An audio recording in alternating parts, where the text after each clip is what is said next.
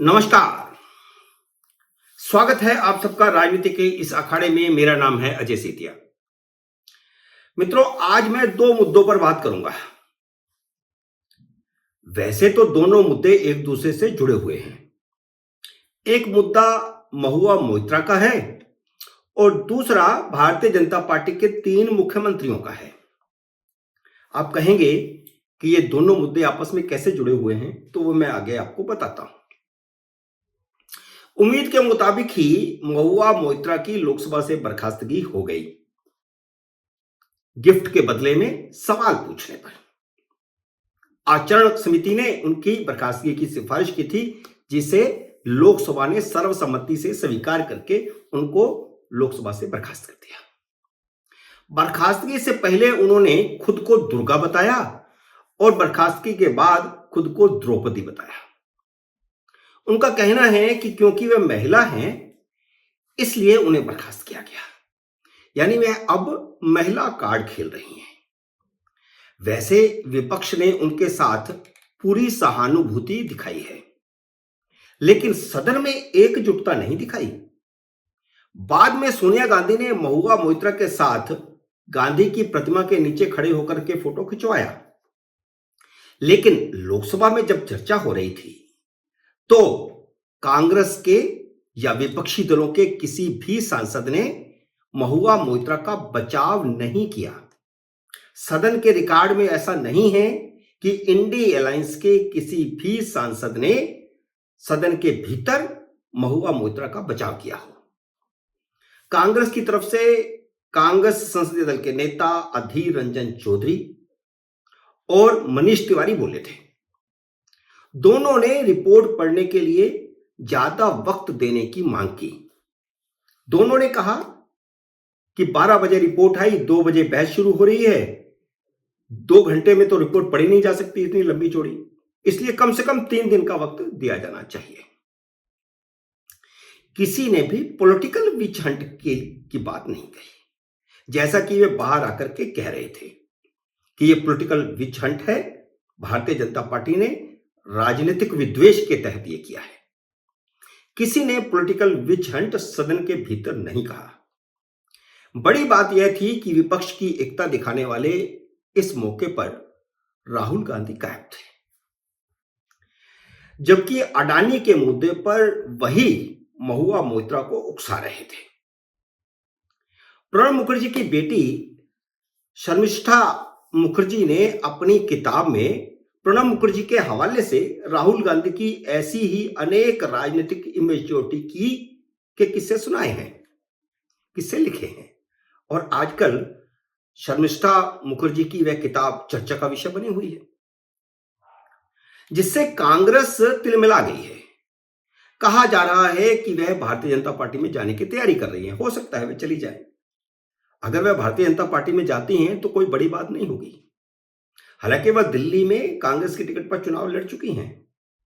प्रणब मुखर्जी के रिटायर होने के बाद वह कांग्रेस में शामिल हुई थी। कांग्रेस की टिकट पर दक्षिण दिल्ली की एक विधानसभा सीट से वह चुनाव लड़ी हैं और राहुल गांधी को प्रधानमंत्री बनाने की बात भी कहती रही हैं। लेकिन हृदय बदलने में क्या देर लगती है, और राजनीति में तो बहुत आसानी से। और आजकल किसी भी दल की महिला नेत्री हो या आम महिला, सभी भारतीय जनता पार्टी की तरफ आकर्षित हो रही हैं। खासतौर पर महिलाओं का मैं जिक्र कर रहा हूं। हिंदी बेल्ट की 3 विधानसभा के चुनावों में कांग्रेस की लुटिया डुबोने में सबसे बड़ी भूमिका महिलाओं ने ही निभाई है। महिलाओं को सशक्त बनाने की मोदी सरकार की नीतियों के चलते छत्तीसगढ़ से लेकर राजस्थान तक हर जाति समुदाय की महिला भाजपा से जुड़ी है। मोदी ने अपने पहले शासनकाल में उज्ज्वला गैस योजना और दूसरे शासनकाल में हर घर नल, ये 2 योजनाओं के तहत महिलाओं को बहुत बड़ी राहत पहुंचाई है। महिलाएं इसीलिए विपक्षी दलों की सबसे बड़ी कमजोरी बन गई हैं।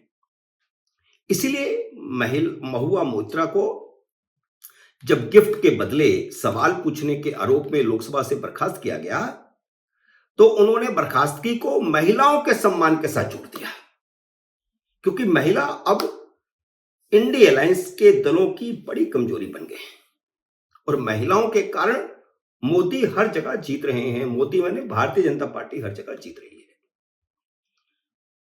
और इसीलिए उसने पहले खुद को दुर्गा कहा और बाद में उसने खुद को द्रौपदी कहा और अपना चीरहरण बताने लगी। उन्होंने मोदी सरकार को महिला और अल्पसंख्यक बताकर उसके खिलाफ महाभारत का ऐलान किया है। अब वो महिला विरोधी बताएं तो बात समझ में आती है, खुद को महिला, क्योंकि महिला थी इसलिए बर्खास्त किया गया, लेकिन अल्पसंख्यक बीच में कहां से आ गए? वे अल्पसंख्यक तो है नहीं। इसका मतलब है कि अब राजनीति कर रहे हैं। वैसे इंडी अलायंस भी महाभारत का ऐलान ही है। ममता बनर्जी ने चुप्पी तोड़ दी है। अब तक वह महुआ को लेकर के चुप्पी साधे हुए थी, लेकिन जब वह अपनी सरकार के एक से एक भ्रष्ट मंत्री का बचाव कर रही है तो फिर महुआ मोइत्रा का बचाव करने में क्या हर्ज है? तो इसलिए उन्होंने जैसे ही उनकी बर्खास्तगी हुई, ममता ने भी चुप्पी तोड़ी और उनका समर्थन किया और महिला का सवाल उन्होंने भी उठा दिया। सर्टिफिकेट दे दिया भाजपा को महिला विरोधी होने का। क्या ये कार्ड बंगाल में चल सकता है या देश में कहीं भी चल सकता है मोदी के खिलाफ? लेकिन क्या ऐसा कहकर विपक्ष महिला वोटरों को कहीं भी देश के किसी भी हिस्से में मोदी और भाजपा के खिलाफ खड़ा कर सकता है क्या? महिला वोटर मोदी का असेट्स है और यह बात भारतीय जनता पार्टी की अंदरूनी बैठकों में 3-4 साल से कह रहे हैं। वैसे तो विपक्ष के इन बयानों से कोई फर्क नहीं पड़ता, क्योंकि भारत की जागरूक महिलाएं बुद्धू नहीं हैं। वे सब जानती हैं कि कौन उनका भला कर रहा है, कौन उनके खिलाफ है। तृणमूल कांग्रेस को इस बात का बड़ा गुमान है कि ममता बनर्जी देश की एकमात्र महिला मुख्यमंत्री हैं। इसलिए तृणमूल कांग्रेस ये कहती है कि महिलाओं की सबसे बड़ी हितकारी कोई पार्टी है तो वह तृणमूल कांग्रेस है और महिला सांसद भी उनकी जीत के आती, इसलिए वह खुद को महिलाओं की पार्टी कहने में भी गुरेज नहीं करते। लेकिन ममता का यह गुमान मोदी अब तोड़ने वाले हैं। तृणमूल कांग्रेस का यह गुमान अब टूटने वाला है। 3 राज्यों के मुख्यमंत्रियों को फैसला होने वाला है। भारतीय जनता पार्टी महिलाओं की सत्ता में भागीदारी के अब बड़े मैसेज की तैयारी कर रही है। पहले उनके जीवन में सुधार लाने के लिए बहुत सारी योजनाओं का क्रियान्वयन किया गया, अब सत्ता में भागीदारी की बारी आ गई है। इसीलिए तीनों राज्यों में हाई प्रोफाइल 3-3 पर्यवेक्षकों की टीम भेजी गई है। इतनी हाई प्रोफाइल टीमें पहले कभी नहीं भेजी गई। राजस्थान में राजनाथ सिंह के साथ सरोज पांडे और विनोद तावड़े को भेजा गया है। मध्य प्रदेश में हरियाणा के मुख्यमंत्री मनोहर लाल खट्टर के साथ भारतीय जनता पार्टी के ओबीसी मोर्चे के राष्ट्रीय अध्यक्ष लक्ष्मण को भेजा गया है और भाजपा की राष्ट्रीय सचिव आशा लाकड़ा को भी भेजा गया है।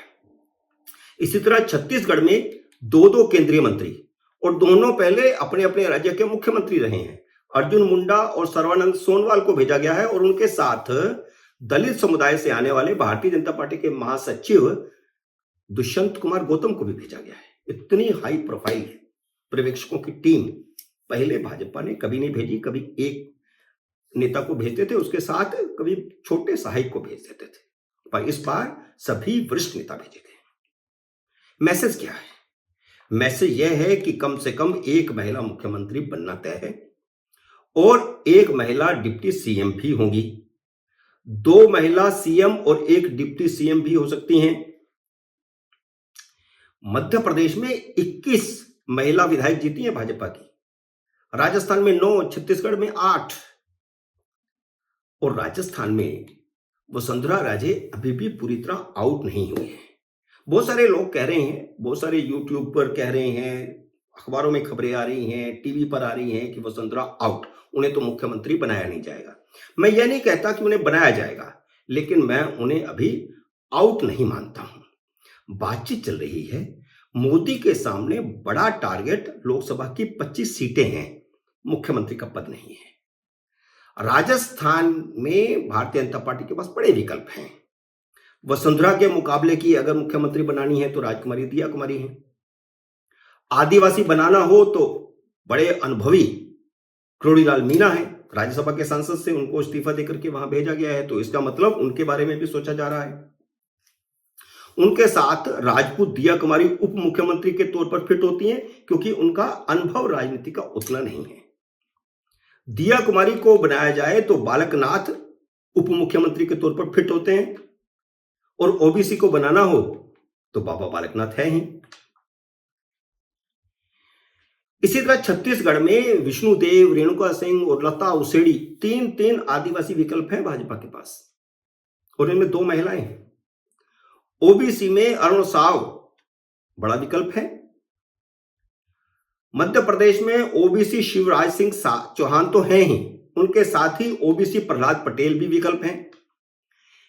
और महिलाओं में अगर डिप्टी सीएम बनाई जाती है, अगर सीएम पुरुष ही बनता है तो डिप्टी सीएम एक महिला हो सकती है, जिनमें कृष्णा गौड़ 1 लाख से ज्यादा वोटों से जीती हैं। बाबूलाल गौड़ पूर्व मुख्यमंत्री की बेटी हैं। इसी तरह रीति पाठक सांसद थी, अभी विधानसभा का चुनाव लड़ाया गया, वो जीती हैं। अर्चना चिटनिस पहले मंत्री रही हैं, फिर से जीती हैं।